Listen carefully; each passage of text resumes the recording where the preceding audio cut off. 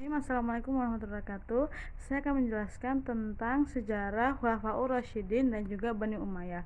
Khulafaur Rasyidin sendiri adalah para penerus dari Nabi Muhammad. Terdapat empat sahabat, yaitu Abu Bakar As-Siddiq, Umar bin Khattab, Utsman bin Affan, dan Ali bin Abi Thalib.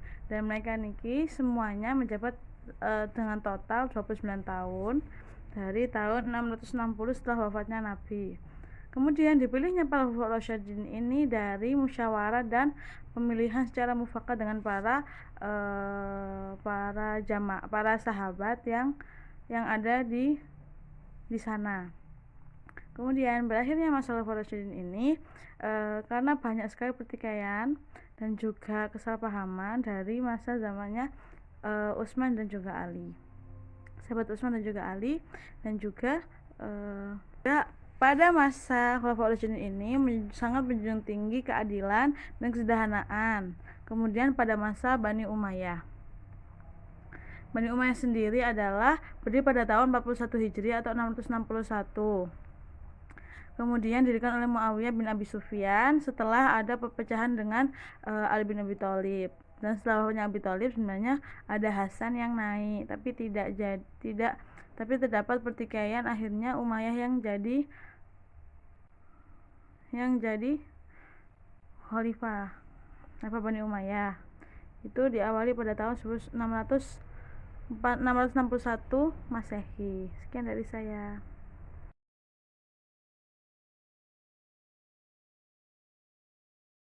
Selanjutnya yaitu kepemimpinan Khulafaur Rasyidin. Yang pertama yaitu kepemimpinan Abu Bakar. Kepemimpinan Abu Bakar ini hanya berlangsung sekitar 2 tahun. Kontribusi Abu Bakar dalam memimpin Islam yaitu memerangi orang yang murtad dan tidak membayar zakat. Kemudian yang kedua, kepemimpinan Umar bin Khattab. Kepemimpinan Umar berlangsung selama 10 tahun. Umar menata sistem pemerintahan dengan membentuk Baitul Mal, menetapkan kalender Hijriah, serta mengatur pembagian wilayah administratif. Umar juga memperluas wilayah Islam hingga ke Persia, Syam, dan Mesir. Kemudian kepemimpinan Utsman bin Affan. Kontribusi terbesar Utsman ialah menyeragamkan mushaf Al-Quran. Yang keempat yaitu kepemimpinan Ali bin Abi Thalib. Ali dikenal sebagai pemimpin yang berani, berilmu, dan sangat adil. Pembentukan sistem peradilan yang mandiri di mana hakim ditugaskan menegakkan hukum tanpa tekanan politik. Ia juga memperkuat sistem administrasi dan menegaskan pentingnya tanggung jawab sosial pemimpin terhadap rakyat. Pemerintahan Islam pada masa dinasti Umayyah I. Nah, berdirinya Bani Umayyah salah satu era paling penting dan kompleks dalam sejarah Islam. Didirikan pada tahun 661 Masehi atau 41 Hijriah oleh Muawiyah bin Abu Sufyan. Nah, dinasti ini muncul setelah terbunuhnya Khalifah Ali bin Abi Thalib dan perjanjian damai yang menyerahkan kekuasaan kepada Muawiyah oleh putra Ali, yaitu Hasan. Peristiwa ini dikenal sebagai Tahun Persatuan atau Am Jamaah, yang sekaligus menandai berakhirnya masa Khulafaur Rasyidin dan dimulainya pemerintahan berbentuk monarki. Nah, Muawiyah memindahkan pusat pemerintahan dari Madinah ke Damaskus, yang menjadi simbol dan pusat administrasi dinasti. Pola pemerintahan dan tantangan internal. Nah, pola pemerintahan dinasti Umayyah secara fundamental berbeda dari pendahulunya. Beralih dari sistem khalifah berbasis musyawarah yang egaliter menjadi sistem monarki herediter atau turun-temurun. Nah, Muawiyah ini memulai tradisi ini dengan mengangkat putranya yaitu Yazid sebagai calon penerus yang mengukuhkan kekuasaan berdasarkan garis keturunan. Nah, pemerintahan yang bersifat sangat sentralistik di mana khalifah memegang otoritas absolut atas urusan politik, agama, dan militer. Nah, untuk mengelola wilayah yang sangat luas ini, dinasti ini membangun birokrasi yang terorganisir dengan mengadopsi praktik dari Bizantium dan Persia, termasuk pembentukan dewan-dewan penting seperti Dewan Al-Kharaj, pengelolaan pajak, dan Dewan Al-Jun atau pengelolaan militer. di tingkat provinsi.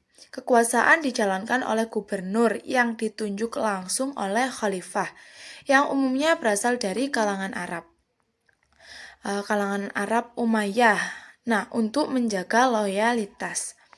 Sumber pendapatan utamanya adalah pajak seperti jizyah dari non-muslim dan kharaj tanah.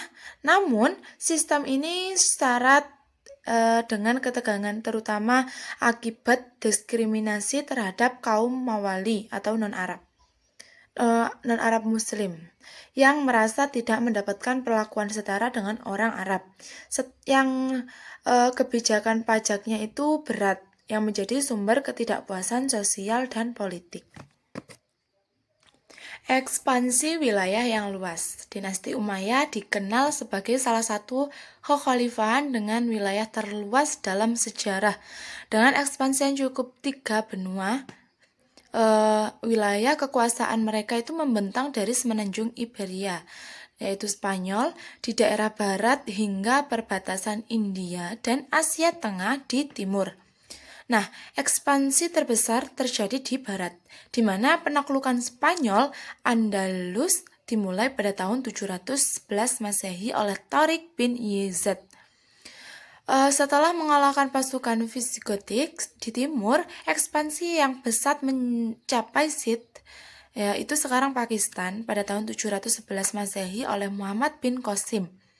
Membuka jalan bagi penyebaran Islam ke anak benua India dan juga menguasai wilayah Sansohyana.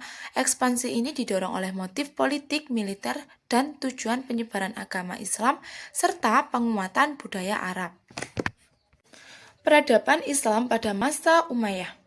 Meskipun menghadapi tantangan politik, dinasti Umayyah memberikan kontribusi besar terhadap perkembangan peradaban Islam. Terjadi kemampuan pesat dalam berbagai bidang, termasuk arsitektur, seni, ilmu pengetahuan, dan teknologi. Pembangunan infrastruktur besar-besaran seperti Masjid Agung Damaskus, yaitu masjidnya Umayyah, menunjukkan pencapaian teknis dan estetika yang tinggi di bidang administrasi. Dinasti ini mengembangkan sistem irigasi, pembangunan jalan, dan perkenalan sistem mata uang yang terstandarisasi. Bahasa Arab ditetapkan sebagai bahasa resmi administrasi dan perdagangan di seluruh wilayah kekuasaan. Dalam pendidikan terdapat sistem berjenjang dari kutab hingga pendidikan di masjid menengah dan tinggi, yang mendorong lahirnya ilmuwan dan pemimpin pengetahuan.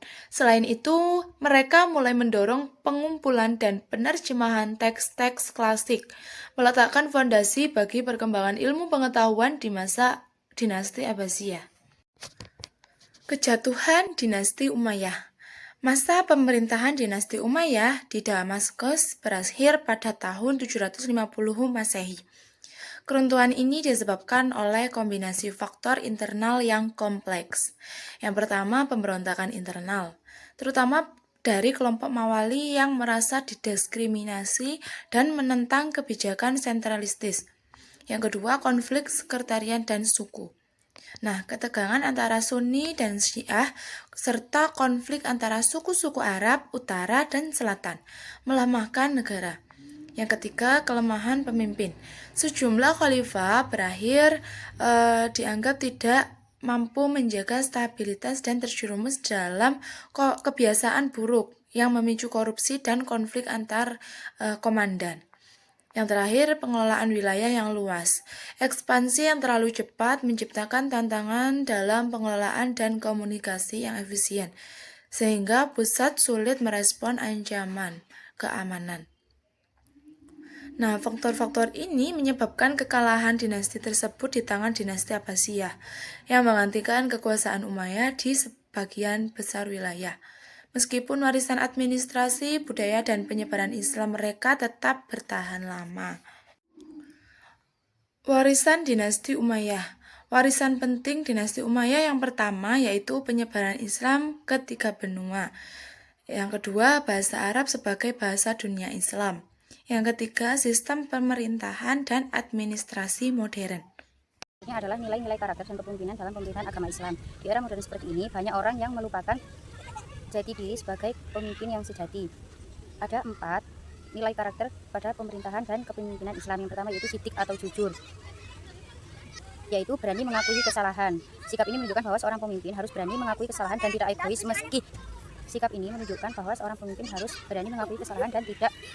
meski memiliki jabatan yang tinggi.